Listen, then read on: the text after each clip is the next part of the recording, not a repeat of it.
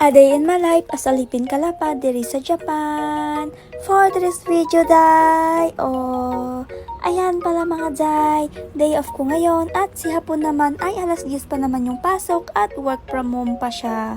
Ayan mga day, nag-walking pala mga person. After namin mag-walking ay dumaan kami ng Don Quixote. Yung meman yung mga day, nagkikrave naman ng chop suey. Kaya mga day, magluluto tayo ng own version nating chop suey. Ayan, yung pinakita ko sa inyo, yun pala yung vitamins na iniinom ko. Kompleto na siya mga day. Meron siyang vitamin C, vitamin B2, vitamin B1 at marami pang iba. Ayan mga day, fast forward na, nakarating na kami ng bahay. Pagdating ng bahay ay nagbihis ako agad at nagayak na rin.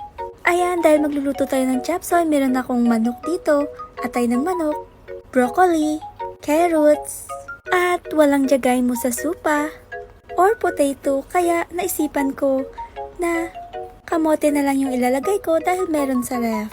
Ayan pala mga day, nilagyan ko rin ng talong, tapos nilaga ko lang ng separate, then naglaga rin ako ng itlog.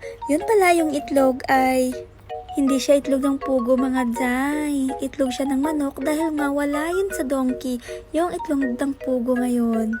Ayan pala mga day, after ng ilang minuto na pagmikos-mekos, ay naluto na rin at magpiprepare ako ng lunch ni hapon at ihatid ko lang sa taas. After that ay kakain na rin ako. Itadakimasu mina! Thank you for watching! Ja, mata ni mina! Arigatou gozaimasu! Bye!